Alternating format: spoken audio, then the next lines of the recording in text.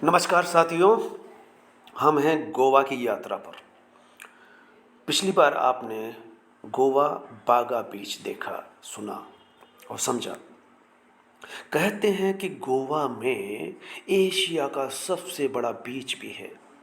लगभग 19 बीच बताए जाते हैं। बीचों को लेकर के हम और भी बात करेंगे, पर्यटकों को लेकर के भी बात करेंगे, लेकिन आज हम गोवा, फ्लैट इन गोवा को लेकर के चर्चा करेंगे।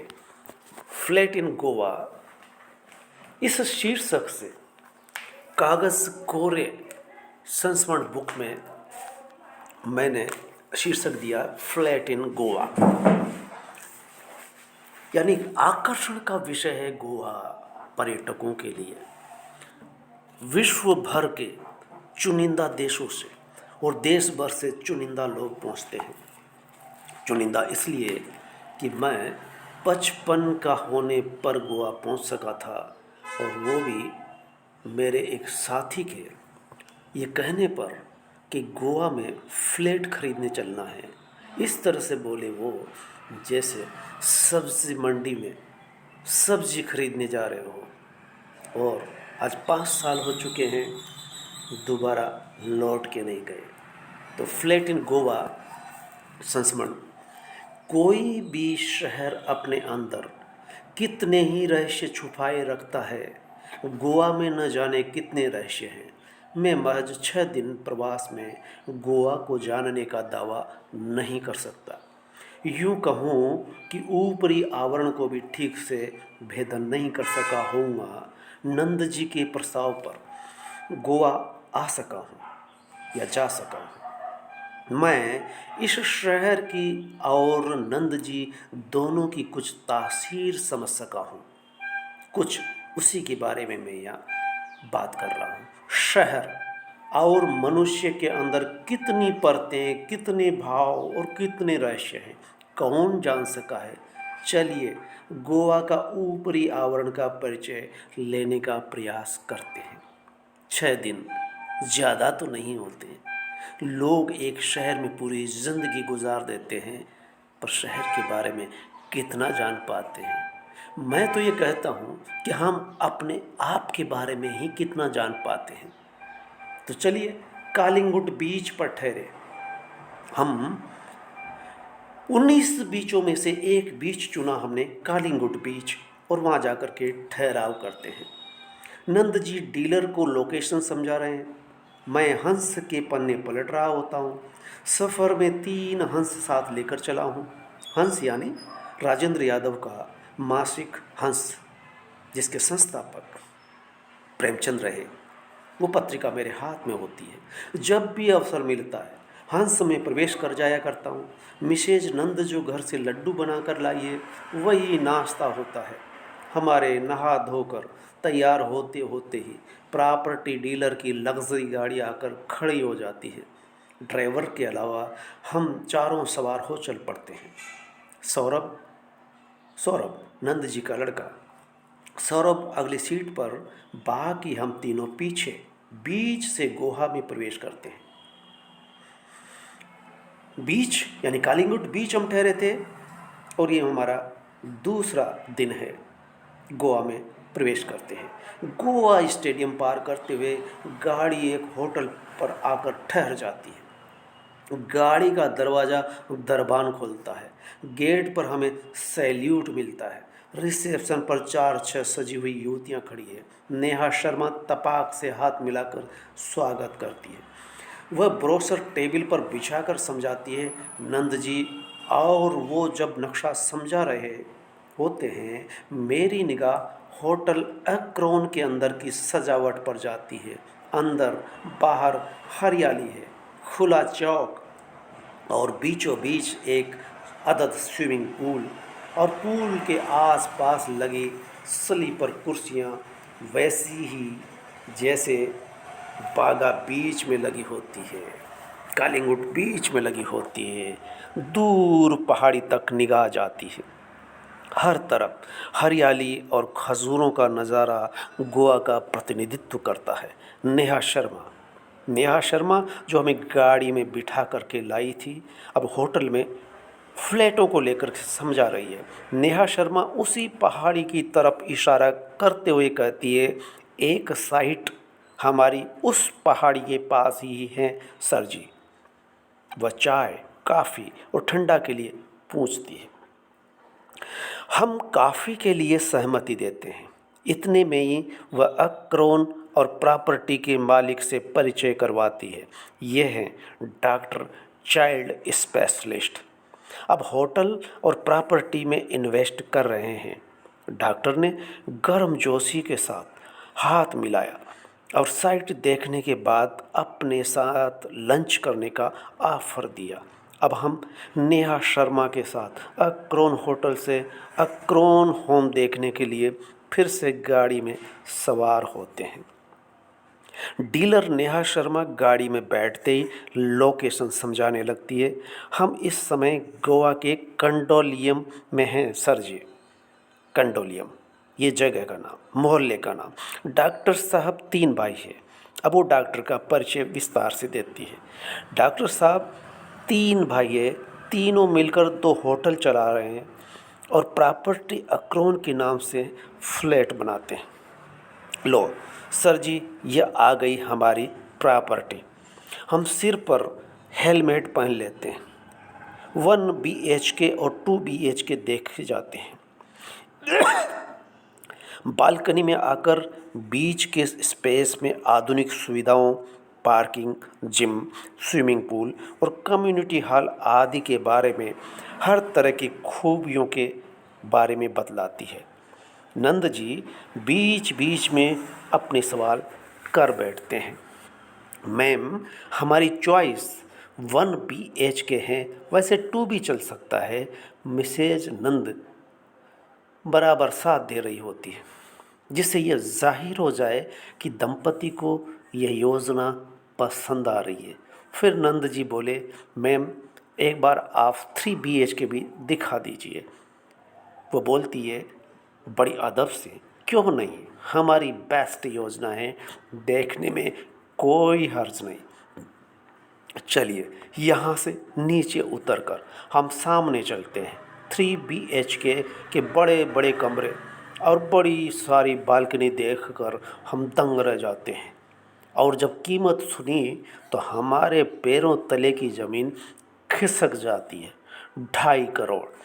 2.5 करोड़ सुनना था, ऐसा लगा जैसे सिर पर कोई भारी चीज़ आकर गिरी हो। शर्मा अपनी प्रॉपर्टी की अंदरूनी खूबियां बयां करती हुई वापस गाड़ी तक लाती है। अब हम दूसरी प्रॉपर्टी की तरफ कूच करते हैं।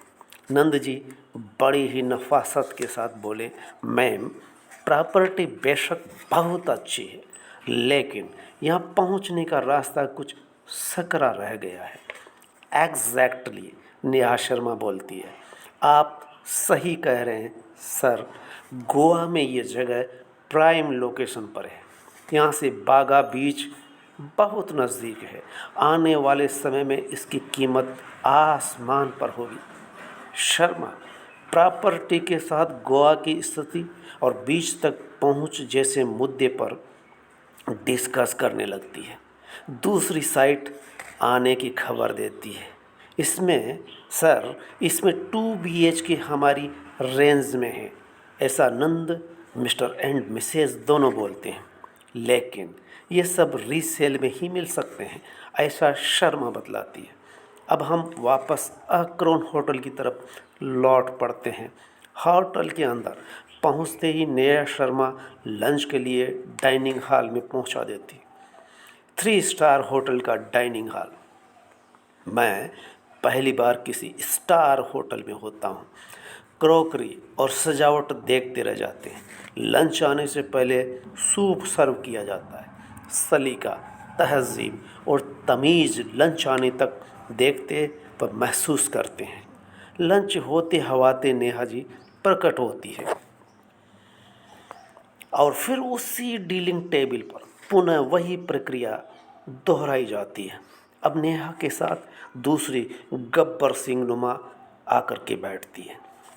एक बार डॉक्टर आकर लंच के बारे में पूछ लेते हैं, कैसा रहा। नंद जी बोलते हैं, बहुत अच्छा, सुपर टेस्टी रहा।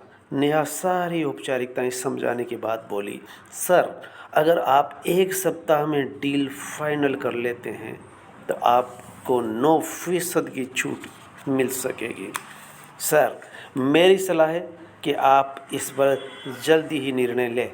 नंद जी अपने चेहरे के भावों को सहज करते हुए बोले, हम मैम एक और साइट देखकर फिर फाइनल करेंगे। एग्जैक्ट बड़ा फैसला है, आप सोच समझकर निर्णय करें। सर मैं भी यही राय दूंगी। नेहा गाड़ी तक छोड़ने आती है, फिर से चारों से हाथ मिलाती है।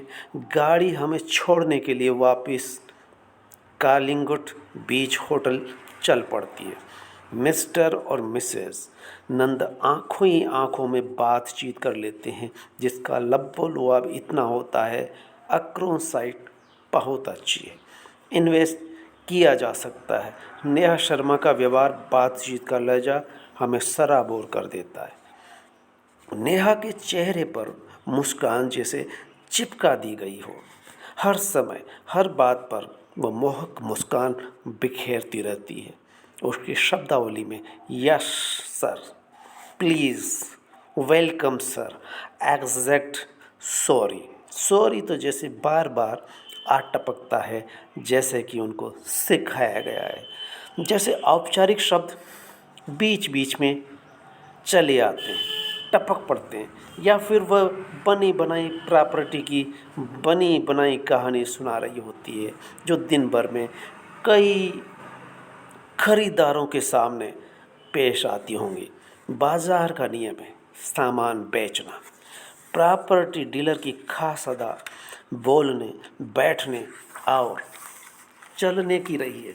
नेहा शर्मा से लेकर चांदनी MBA हो या आदिदा दि गोवा का डीलर हो, या टाटा की बेहद झुककर विनम्र बनकर आवाज़ में मिठास घोलते हुए नमूदर होते हैं। इन्हें सुनते हुए मुझे ज्ञान चतुर्वेदी का बाजार और आदमी के रिश्ते पर लिखा उपन्यास पागलखाना याद हो आता है। पागलखाने में लिखते हैं, बाजार आपके सामने झुकेगा जैसे सजदा कर रहा हो। वे जब अपने ही खिलाफ शिकायत दर्ज करेंगे, आपको मज़ा आ जाएगा, आपको शांति मिलेगी, सुकून मिलेगा।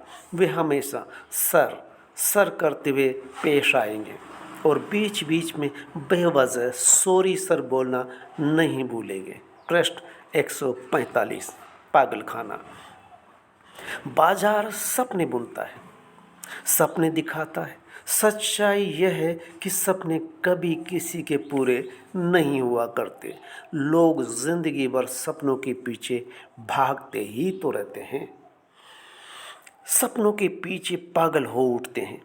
ये बाजार है, इसकी अपनी भाषा है, ये एजेंट है। इन्हें अपनी प्रॉपर्टी बेचनी होती है, जिसके लिए ये कुछ भी करेंगे, कैसा भी बोलेंगे, सजदा करेंगे, सर करेंगे। याद रहे, उपन्यास के नायक को बाजार और घर वाले मिलकर पागल घोषित कर देते हैं, या यूं कहें कि बाजार लोगों को पागल बना रहा है। अंतिम दिन, हमारा गोवा में अंतिम दिन, मीरामार की अंतिम सुबह, हम चारों बीच पर पहुंच जाते हैं। आपने पहले सुना बागा बीच, कालिंगुट बीच, यह है मीरामार बीच। सौरभ के साथ मैं समंदर में कूद पड़ता हूँ। मिस्टर एंड मिसेस नंद दोनों किनारे पर चहलकदमी कर रहे होते हैं।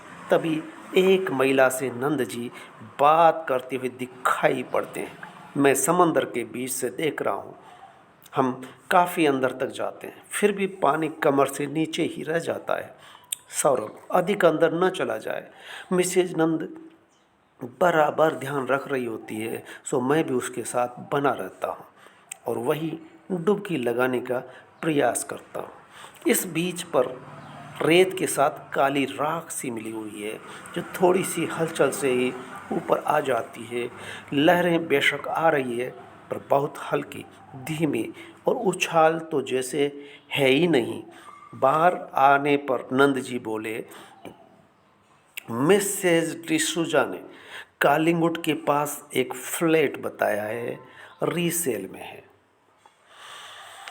अधिदादी गोवा टाटा ग्रुप ब्लूज एक्सीज क्राउन होम की बड़ी बड़ी स्कीम, बड़े बड़े प्रोजेक्ट की तुलना में यह बहुत सस्ता है, पर सामान्य ठहरता है।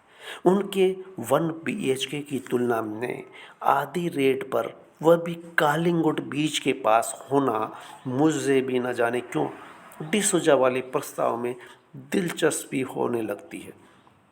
पहली बार हमारी रेंज में कीमत सुनाई पड़ी। नंद जी दिन भर उसके संपर्क में रहते हैं, मोबाइल करते हैं। यह अंतिम दिन है और आज ब्लूज एक्सीस की गाड़ी भी आने वाली है। सारा लगेज पैक करके इंतज़ार करते हैं, तभी एक डस्टर आकर खड़ी होती है। सारा सामान डिक्की में रखवा कर ड्राइवर डिसूजा गाड़ी स्टार्ट करता है। वह शरीर से हट्टा खट्टा, उम्र कोई 50-52 होगी। वो गाड़ी क्लासिक तरीके से चला रहा है, बड़े अंदाज से। उसे किसी तरह की जल्दी नहीं है, रफ्तार धीमी रखता है। वह अपनी साइट की ओर ले जा रहा है।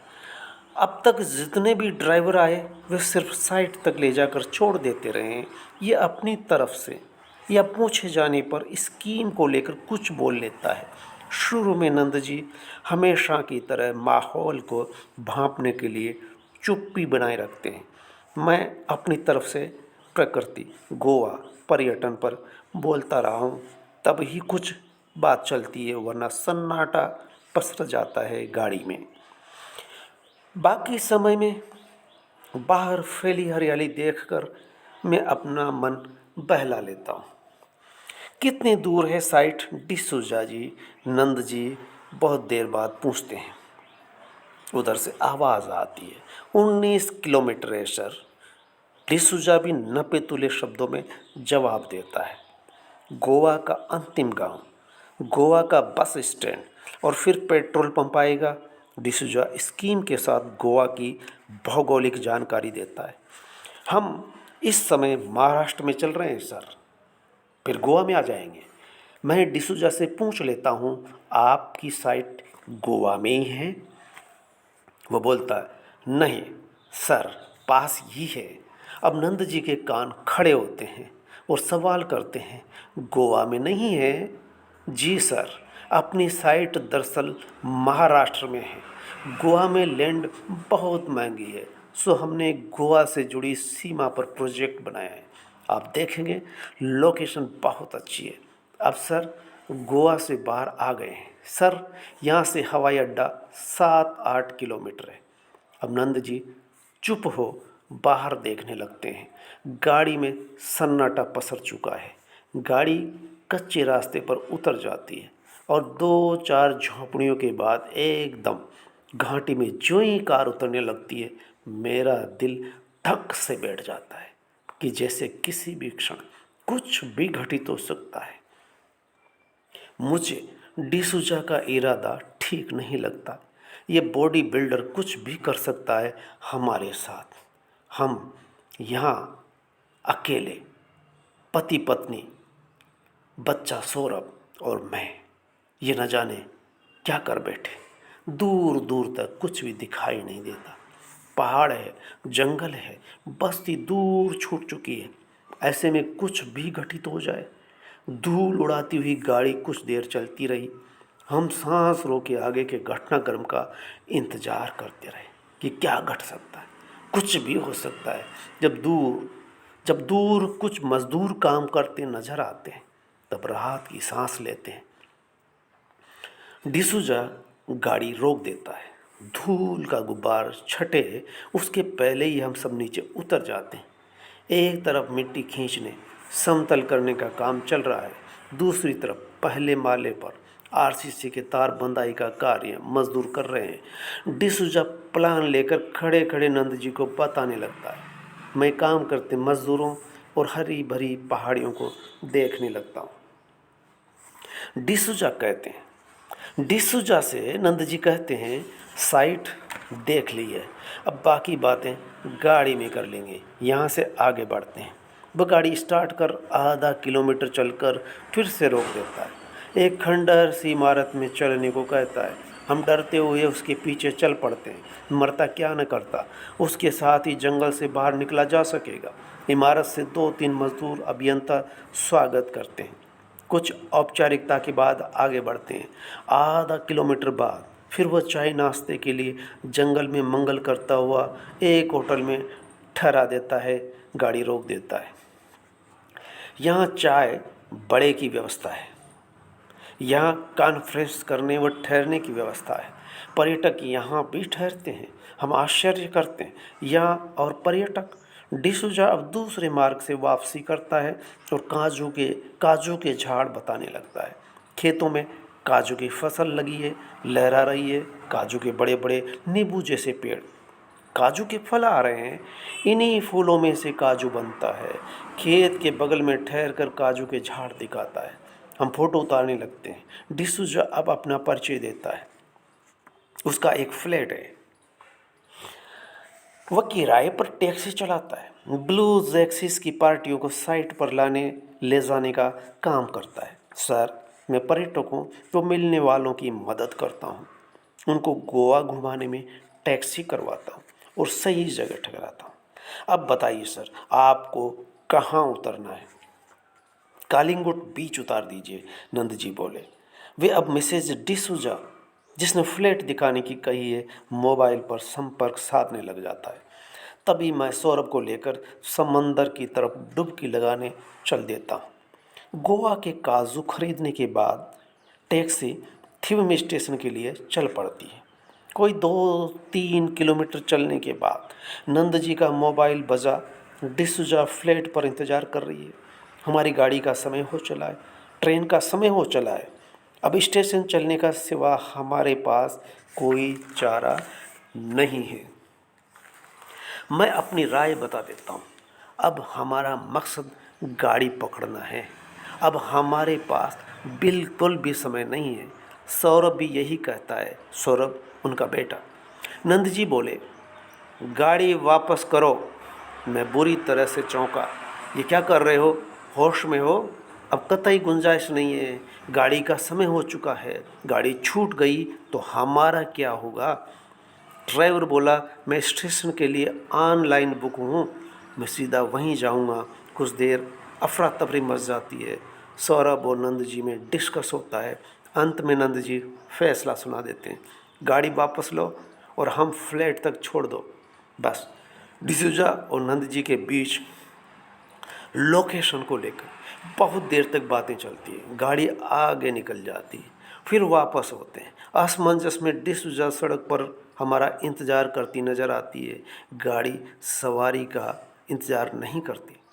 सवारी को ही समय पर स्टेशन पहुंचना होता है, वरना गाड़ी छूटने का परिणाम कितना कष्टकारी होता है मैं अंदाज़ा लगाते ही कांप उठता हूँ। और एक ये है मिस्टर नंद जी, जो स्टेशन जाती गाड़ी को वापस मोड़ ले रहे हैं। गाड़ी और फ्लैट की तुलना में भारी क्या चीज़ है। चाहे परिणाम कुछ भी क्यों न हो, मैं गाड़ी को लेकर गंभीर हो जाता हूँ और वो फ्लैट देखने को तवज्जो देता है। मिसेज नंद ने बाद में बताया, ऐसे दौर में मेरा ब्लड प्रेशर बढ़ जाता है। 6 दिनों की यात्रा में मुस्कुराते चेहरे पर पहली बार घबराहट दिखाई देती है। मिसेज नंदा गजब की संतुलन बनाए रखने वाली महिला है। अपनी राय भी देगी तो पति के मूड के अनुसार। पति की लाइन ही उनकी टैग लाइन है। जब दंगल हो सकता था तब भी शांति को यूं प्रदर्शन कर लेना कि गाड़ी ही तो है, छूट जाएगी, दूसरी पकड़ लेंगे। पति जो साथ है, इतना क्या कम है। दूसरे और भी एपिसोड है जिसको हम अगले एपिसोड में सुनाएंगे। वापसी गोवा से और मछुआरों की जीवंत कथा जो मैंने देखी और सुनी। आपने अब तक गोवा बागा बीच और गोवा फ्लैट इन गोवा सुना। मैं छोटी सी टिप्पणी करूँगा। पर्यटक के रूप में आप भी यात्रा करते हैं, करनी भी चाहिए। मैं बहुत कम पर्यटन करता हूँ। माउंट आबू जा सका 2 बार, और कोरोना से ठीक पहले गोवा भी जा सका, तो सिर्फ इस बात को लेकर कि नंद जी ने एक दिन यूँ कहा कि सर जी, गोवा फ्लैट लेना है, गोवा में फ्लैट खरीदना है। मैं सुनकर दंग रह जाता हूँ। फिर दोबारा कहा तो योजना बनी, तो मैंने कहा ठीक है, हम दोनों चलेंगे। आप फ्लैट देखो गोवा में, मैं देखूंगा गोवा। तो इस तरह से 6 दिन की यात्रा आप महसूस कर सकते हैं। अगर आप महसूस करते हैं तो निश्चित तौर पर यहाँ पर टिप्पणी अवश्य करें, ताकि अगले 2-3 एपिसोड अभी जो शेष बचे हैं उनको सुना सकूं, और आप घर बैठे ये एहसास कर सकें कि गोवा में क्या है। 2 एपिसोड से आप कुछ अंदाज़ा लगा सकेंगे। तो अब जो शेष बचे हैं, समंदर के आसपास रहने वाले मछुआरे, हालांकि गोवा में रहते हुए मछुआरे से ज़्यादा व्यवसायी दिखाई पड़ते हैं, या पर्यटक दिखाई पड़ते हैं, या पर्यटकों से जुड़ा हुआ व्यवसाय, होटल, रेस्तरां, चाय, ढाबा, और समुद्र के किनारे घुमटी लगा करके खुले आसमान में समंदर की रेत पर वो कुछ कुर्सियाँ जिस पर सो करके विदेशी देसी टोपी लगा करके अधनंगे या संपूर्ण नंगे हो करके लेटे रहते हैं और बियर पीते रहते हैं। आपने इस एपिसोड में Nand ji mister and Mrs, मुझे वो घटना आज भी याद है जब हम वापसी में गाड़ी पकड़ने के लिए रेलवे स्टेशन के लिए टैक्सी में बैठ चुके हैं। टैक्सी किसी तरह से गोवा से बाहर ये निकली थी कि यक्कायक नंद जी के मोबाइल डिसूजा मेम का क्या आया कि वो कहते हैं कि गाड़ी वापस लौटा लो। मेरे दिमाग के सारे तार झनझना उठते हैं। ये बंदा क्या कह रहा है? पूरा परिवार साथ में है, गाड़ी छूट सकती है, और गाड़ी अगर छूटी तो वापसी 1500 किलोमीटर दूर की यात्रा कैसे संभव होगी? और रेलवे टिकट अब 1.5-2 माह पहले जो बुक होता है, यकाएक संभव नहीं। वापस जा कर के घर पहुंचना है, ऑफिस ज्वाइन करना है, छुट्टियां जितनी लेनी थी उतनी ले चुके। ऐसे में मैं जो सोच रहा होता हूँ, और वो बंदा जो फ्लैट इन गोवा का हीरो है, नायक है, पूरे परिवार के साथ है, पत्नी कहती है, और पत्नी उनकी टैग लाइन पर है। इस तरह से इस एपिसोड का ये एक वो पल भी है, या यूँ कहें कि पति पत्नी के वो रिश्ते जिसमें पति की लाइन पर चलने वाली पत्नी मिसेज नंदा या एक नायिका के रूप में, और फ्लैट इन गोवा के नायक मिस्टर नंद जी है।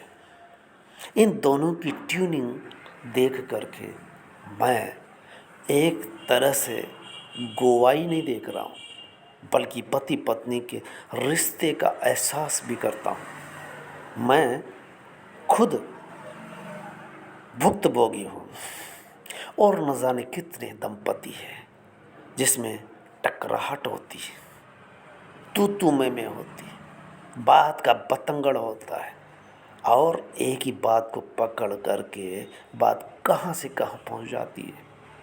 लेकिन यहाँ चलती हुई गाड़ी, एक लक्ष्य को हासिल करती हुई गाड़ी, लक्ष्य की तरफ बढ़ती हुई गाड़ी में यकाएक पति कह दे, गाड़ी रोको, पीछे लो, वापस लो, और वापस गोवा चलो।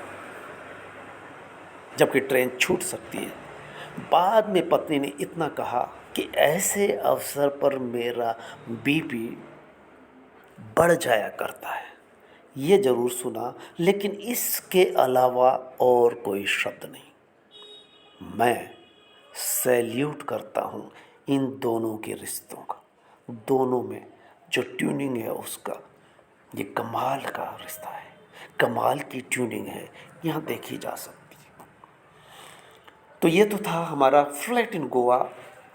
आपको जैसा भी लगा बताइए। आगे आगे के एपिसोडों में आगे